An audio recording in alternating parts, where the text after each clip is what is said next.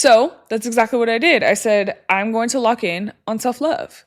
I'm going to, dude, this piece of hair getting in my lip gloss every 5 seconds is driving me nuts.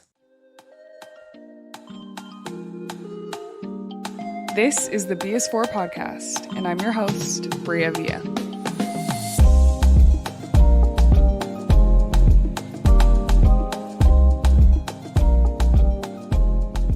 Hey y'all, welcome back to another episode of the BS4 podcast. I'm your host, Bria Villa. This episode is for you if you are feeling stuck, if you feel like you are in a rut, or you just need a little bit of a push right now to get you back on track.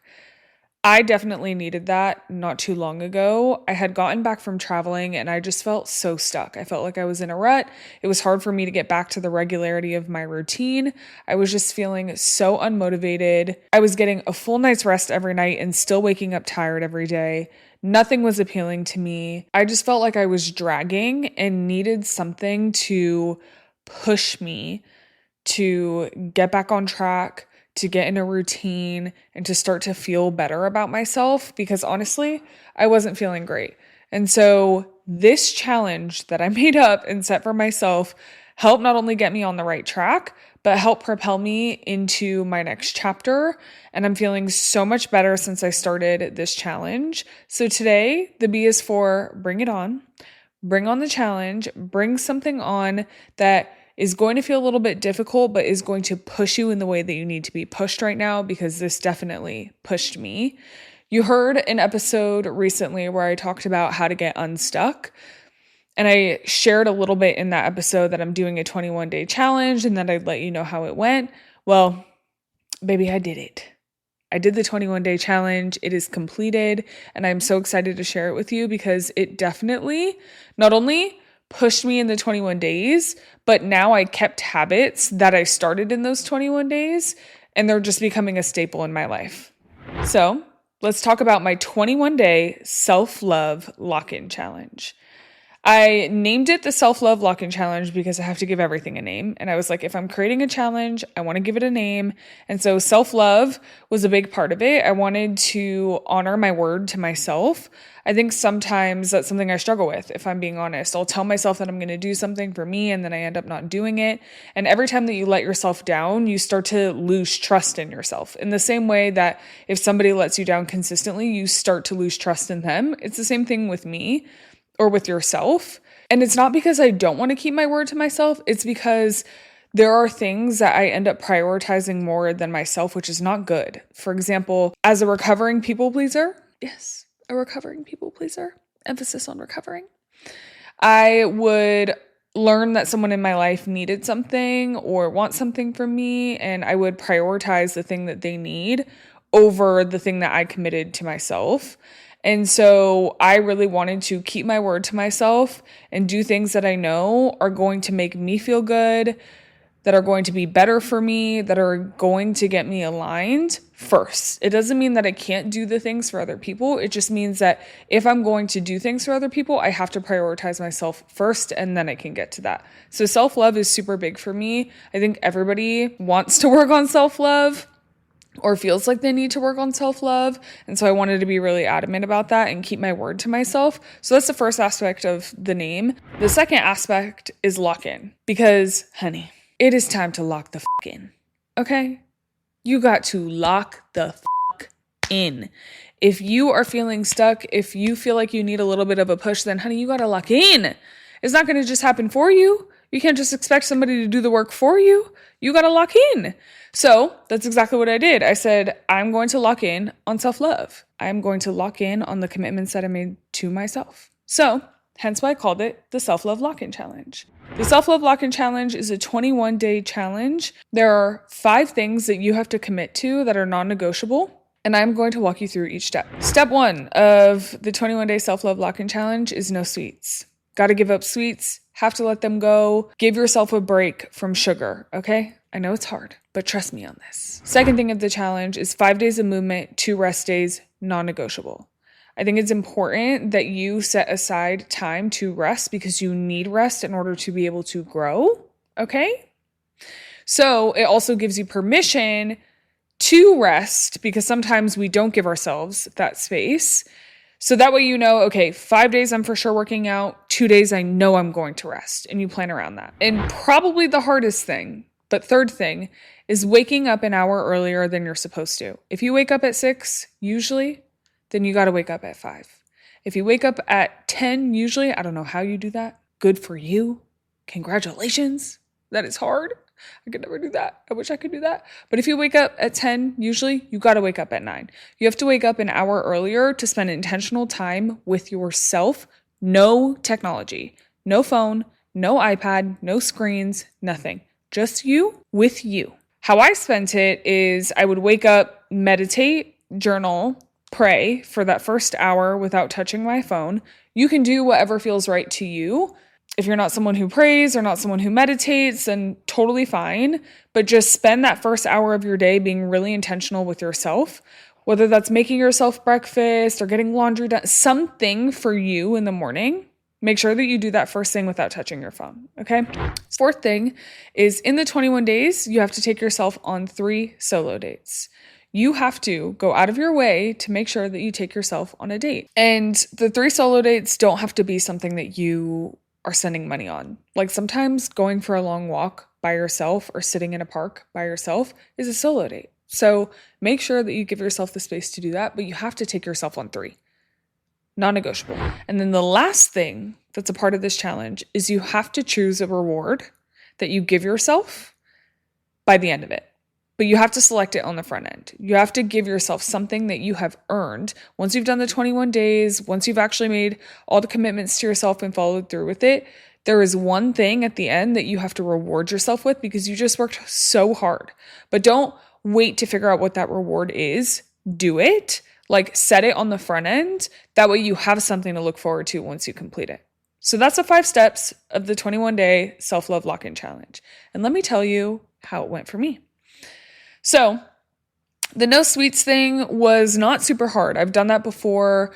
If you've listened to my previous episodes about fasting, giving up sweets is something that I've done a lot lately. So that wasn't super difficult. What I underestimated was the power of my luteal phase and my cycle and the overlap that my 21 days had with that phase of my cycle. Because the first week I was in my follicular and feeling really good. The second week and third week, I was in my luteal and on my cycles. The craving for sweets kicked in on the back half of the challenge for sure, but stuck it out. Did not have any sweets, even though it was hard. By the end of it, I was craving salt and straw ice cream. If you know, you know. I'm obsessed with salt and straw. I was craving it so bad, but I did not have it. I waited until the end of my challenge. So the sweets, not too hard. The next thing was the 5 days of movement and 2 days of rest. Something that I struggle with is the need to feel productive all the time. I feel like I always have to be doing something. I feel like I have to be working hard every single day and just overly productive. And it's like toxic sometimes because what I'll do is I'll work out and then all of a sudden I've worked out for 7 days straight and I haven't rested because I'm like, oh, I need to like fit a workout in today or I need to do something. And so that is something I struggle with, but also on the back half of that is because I'll like go through these spurts of like, I have to feel super productive. I have to do everything. If I feel like I can do it, I'm going to push myself to do it. And I don't schedule rest. I end up taking way too much time to recover. So it's like I'll work out for 7 days straight. And then like 4 days, I'm like, I don't want to go to the gym because I haven't recovered at all. And so I think a really good part of discipline is also allowing yourself to rest. Rest is really important. And you're not going to actually grow if you're not allowing your body to recuperate from the things that you're putting it through. And so that's why I said 5 days on, 2 days rest, non-negotiable, is because the 5 days I really want to move with intention and make sure that I move my body. But then I give myself the permission to rest for the other 2 days. And that went really well. I did not falter. I also didn't take 2 rest days consecutively because I think it's important to like give yourself like to break up the week, but you also have to listen to your body. So for me, being in my luteal phase, I lost so much energy. I always lose energy in my luteal where I was like, okay, this week I probably could stack my rest days because I'm so tired. I ended up not doing it because I felt good the day that I thought that I was going to rest. But it's okay to like take them consecutively if you need it. Listen to your body. The rest is meant for you to rest. Like, don't overexert yourself. So I did 5 days every week, 2 days off, or 5 days of movement every week and 2 days off. And it went so well. My workouts were great. They were super intentional. I was in and out of the gym. I felt good. And then my rest days, I actually like got extra sleep and was able to just relax. Waking up early, that part was probably the hardest for me because I've shared this on previous episodes, but I struggled to wake up. I am not someone who hears my alarm and immediately pops up like it's nothing. I don't know how people do that. I'm like, what are you taking? Like, what are we doing? How are you just like hearing your alarm, turning it off, and immediately getting out of bed? I've never related to that. I can't. How do you do that? Like, if you do that, comment and let me know like how, because I would genuinely like to know. I don't understand it. But I always set my alarm a little bit earlier because I know I'm going to hit snooze a couple times before I actually get out of bed. But getting out of bed has always been really difficult for me. So this is an area that I just wanted to push myself in because I wanted that full hour to myself to journal, pray, meditate, and like have intentional time in solitude and in a space where the rest of the world is not blowing me up yet. I'm not getting a ton of emails. I'm not getting a ton of texts. Nobody is really awake to like mess with my energy in the morning, which is why I wanted to get up earlier. So almost every single day, except for weekends, I woke up at 5 a.m. Every single day, woke up at 5 a.m. And what I usually do is when I wake up in the morning, whatever, I'll hit snooze a couple times, so then I'll sit up in bed and meditate. And sometimes my meditation, because I'm still like kind of sleepy and I haven't gotten out of bed yet, I'll end up like kind of falling back asleep or dozing off, which isn't a bad thing. Like, that's okay every once in a while for meditation. But I really wanted to like be intentional. So every day, not only did I wake up, I only hit my alarm snooze once. That was my rule. You can snooze it once and then you got to get up. So I would snooze it once. Then I would get up, go wash my face, brush my teeth, then come back in my room to pray, journal, meditate. And that extra step of just like washing my face, brushing my teeth, like actually made me more alert. And so it really helped me be intentional with that hour because I'm awake. I'm like fully in it. So my prayers were clearer, my meditations were better. It just felt really good to do. I highly, highly recommend it. It's not something that needs to be like a consistent routine forever, but it was definitely important in this first, like in this 21-day challenge to push me. And I came through on my word on that. And I did it every single day. I also, again, didn't touch my phone for the first hour of my day. But following that, I would always go to the gym. So I'd wake up at 5, go to the gym at 6. And by the time I got home, got ready for work, I still hadn't touched my phone. So I went like the first 2 hours of my day not checking my phone because I would just go to the gym and only use it for my music and my workout, but I'm not like actively on it. And so it was so nice because 21 days, I really went with not touching my phone for at least the first hour of my day, if not first couple hours of my day. And that is something that I genuinely love. And I want to make sure that I continue to have spurts of that in my life. It may not be realistic all the time, every single day, because I understand that things happen, but for me, it's something that I want to be more intentional about incorporating in my day-to-day routine. Then I took myself on 3 solo dates. So one solo date was like a legitimate date. Like I got fully ready, hair, makeup, outfit, everything, and went to a really popular restaurant here in Vegas called Casa Playa. It is a Mexican gourmet restaurant in the Wynn. So good. Their food is incredible. Their chef is a woman. And she's like an award-winning chef. She doesn't eat gluten. I think she has celiac disease. So literally none of her food has gluten in it. And it is so good, like to die for. So I was like, you know what? I'm going to take myself to this restaurant. I'm going to get cute. I'm going to look good. I'm going to go by myself. I'm going to sit at the bar. I'm going to order food. I'm going to bring a journal. And I'm not going to go on my phone and just like be present. And that's exactly what I did. I went, I got cute, I brought a journal, I was just like writing at the bar, I ended up talking to the bartender, the person next to me is like, oh, are you writing a book? And I was like, you prophesying? What's the word? Are you prophesying over my life right now, sir? Because I could write a book. But anyways, so I'm writing, journaling, not on my phone the entire time, just like enjoying it and being very present. And at first, I was a little bit nervous. I'm not going to lie, because I was like, oh my God, I'm going by myself. Are people going to look at me and be like, what is this girl doing here alone, all dressed up, blah, blah, blah. But honestly, like, no one even cares, first of all. Second of all, it just felt good to do it and be on my own time and just enjoy it the way I wanted to enjoy it and be present. So honestly, I loved it. Such a good solo date. And I'm glad that that's the first one that I did, because I felt like I checked off the list, like, oh, a bougie date just for me. The second solo date is I took myself to the nail salon. I got a pedicure. I usually don't enjoy the nail salon because it just feels like a chore sometimes. But this time I was like, I'm going to bring my book. I'm only going to get a pedicure. That way I can just like enjoy it, feel pampered, and like be present. So I did that, and that was great. Got a longer massage, like treated myself, you know? So that was a good second date. Third date is I just took myself to get matcha. I went to one of my favorite matcha spots. It's called Finsmith. It's a Vietnamese coffee shop, and they have ceremonial grade matcha, and it is so yummy. So went there for their blueberry matcha because it is fire. Chilled there for a second, enjoyed it. Wasn't on my phone. I actually did edit a little bit, but for the most part, I just like enjoyed it.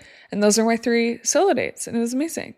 And if you're curious about how each day went, I actually did a journal, like essentially a video diary, every single day on TikTok. So if you go on my TikTok at bria.via with 3 L's, I posted every single day the 21-day journey. I posted on the days that I was like, oh my God, today was so hard. It was a struggle to get out of bed. I'm having cravings. I'm having a rough day, whatever. And the days that I'm like, I feel so good. This is great. Like, I'm enjoying every second of it. So if you actually want to see the full journey, I logged every single day on TikTok, so you can go watch it.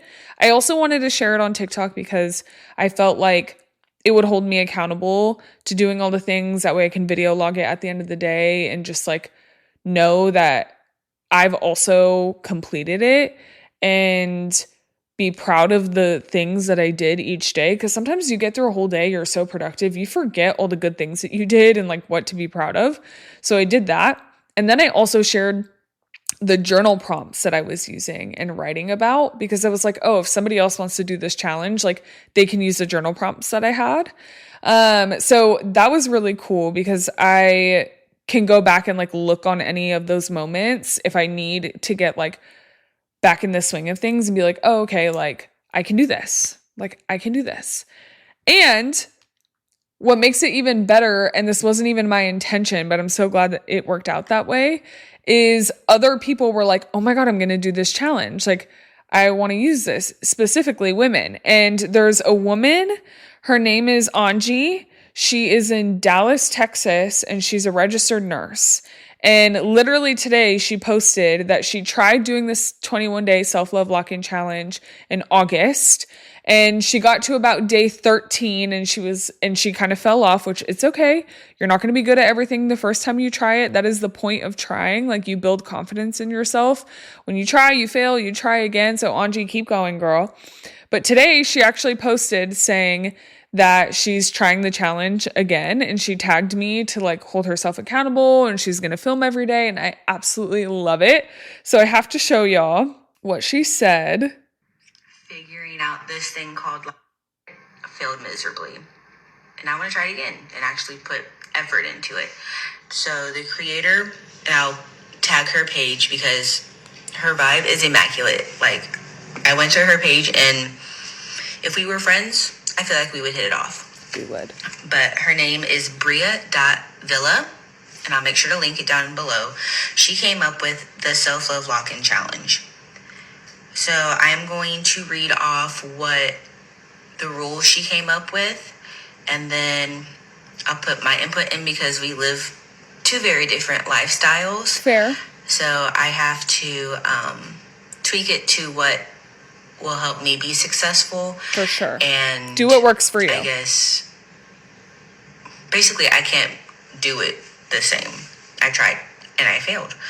So fair. Her purpose for this was to learn to love yourself and lock the in. Amen. Okay, I feel that. Period. To also get back into a routine and taking care of yourself. People say it takes 21 days to get into a routine, hence the 21 days challenge.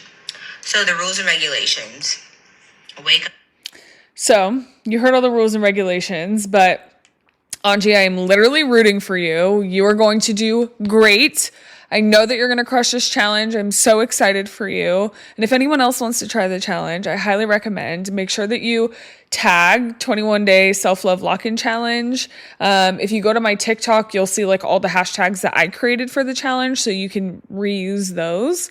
But yeah, I just like love that she felt inspired to do it and that she tried it. She did 13 days of the journal prompts, and then she was like, you know what, the morning part is hard for me because I'm a registered nurse. And I work like the days. So I'm already up super early in the morning. Getting up an hour earlier is difficult. But now she reframed and she was like, okay, this time I'm just going to save an hour at the end of my day, no screens. That way I can be really intentional about like spending time winding down for bed, which I love. Make it work for you. But I just love that it is something that other people feel like they can do and push themselves to do. So shout out to my girl, Angie. Love it. Let me tell you what I learned from this challenge. All right. The first thing that I learned is that you can do anything that you put your mind to. What your mind says, your body follows. So as soon as you make a commitment to yourself and your mind of doing something, everything else will follow suit, your body included. On the mornings that I didn't want to get up, I used Mel Robbins' theory of 5, 4, 3, 2, 1 and would launch myself out of bed. And as soon as my mind did that, the rest of my body followed. The days that it was really hard to work out and I was tired, I told myself, okay, all you have to do is get in there and move your body. Even if you only move your body for 30 minutes, just get in there and get started. And that's exactly what my body did. And then I would end up working out for longer. Like anything that you tell yourself that you can do, your mind believes. And then your body follows. So you can do anything that you put your mind to. Second thing I learned is that hard things are worth doing. When you do hard things and you complete them, you are telling yourself that you are capable, and that builds a confidence muscle in you. Like you start to see actual proof of you completing things that you thought were difficult, and you naturally just build confidence from that. Not only that, but trust in yourself. And so to me, I like a challenge every once in a while because I can prove to myself that I can do things that are hard and complete them. And it doesn't mean that it's not hard on the journey, but you can still get it done. And honestly, each day that I finished, I was so proud of myself. I was so much happier. Like, I just felt so good throughout this whole challenge. Even on the days that were hard, the fact that I completed them, I felt so good about. So you can do the hard things, they're worth it. Another thing I learned from this challenge is that I picked the right word for the year this year. My word of the year for 2025 is discipline. And I think this challenge was actually a reminder of how disciplined I've truly been, because a lot of this routine was not too far off with how I already operate. Some of these things that I was doing, it wasn't too difficult because it was pretty close to how I'm already operating. I've had a lot of discipline in my life this year, and honestly, this challenge just made me so proud of how far I've come and how I've really stuck to my word of staying disciplined this year. And the last thing is keeping your word to yourself is truly the best feeling.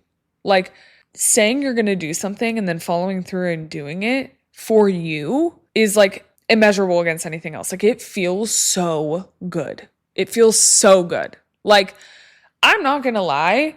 Waking up at 5 a.m., journaling, meditating, praying, going to the gym, coming home, getting ready for work, all before a lot of people even wake up, just kind of makes you feel like an elite human being. Like I just feel elite by doing that. I am not going to lie. And I'm not trying to like boost my ego or anything, but I just feel like, damn, like I really did that. I really did that. Like I'm that girl. It just feels good. So honestly, I learned that keeping my word to myself and doing the things only benefited me and only made me feel good at the end of the day. But then it also allowed me to show it better for everyone else. And I noticed that too in my 21 days is like, I was intentional about the time that I spent with people because I knew like, okay, I'm regimented, I'm disciplined, I'm going to make sure that I call my parents at this time. That way I have enough time to get ready and unwind for bed, like all the things. And it felt really good. I didn't bend in certain areas to appease other people. I just did the things that I needed to do for me first. That way I could show up better for them in the right timing that I had, but without sacrificing myself for it. So all in all, the challenge was amazing. I highly recommend doing it. If you want to do the 21-day self-love lock-in challenge, make sure that you tag me. Make sure that you put the hashtag 21-day self-love lock-in challenge or the self-love lock-in challenge. Go onto my TikTok, make sure that you follow, watch all the daily recaps that I had. And then I'm also going to be reposting people who do the challenge. So I'm really excited for you if you want to go on this journey. Do it in a way that makes sense to you. Obviously, this was a challenge that I created for myself, so you can do anything that you want. You can make it up for you, but I highly recommend it. It really was life-changing, and don't think I forgot. I did get myself the reward that I set out. So going into the challenge, I told myself that I had a certain spending limit. I'm not going to tell you the dollar amount because we don't need a pocket watch, but I gave myself a certain spending limit that I could spend on myself, like new clothes, because I kind of want to like rebrand my wardrobe a little bit. We'll get into that in another episode, but new clothes, stuff for the pod, like things that I've been wanting but haven't been prioritizing. And I was like, okay, you get this amount of money to spend on those things. I've spent half of it. I'm trying to be intentional with the other half, but it felt really good to be like, okay, I've earned this. Like I deserve this. I'm okay to spend this money. I give myself permission to spend this money. I've earned spending this money. Okay. So what I did at the beginning of the challenge is I just like moved that dollar amount into a different like account, like into a savings account. That way I just like wouldn't touch it. And then now I've been using it to reward myself for all my hard work. So highly recommend that you also set a reward. That way, when you are done with the challenge, you have something to look forward to and you get to spoil yourself and treat yourself for doing something hard. But I can't wait to see you all do this challenge. I'm super excited for anyone who tries it. Let me know how it goes. Like I said, make sure you tag me. And then, of course, share this with a friend. If you want to do the challenge with someone, if you think that there is someone that could benefit from doing this challenge too, make sure that you send it to them. And of course, like, comment, subscribe, rate, all the things, follow the show, you name it. That way I can continue to do this pod. But thank you so much for tuning in. I'm so excited for your self-love lock-in challenge if you decide to do it. And we will chat next week. Bye.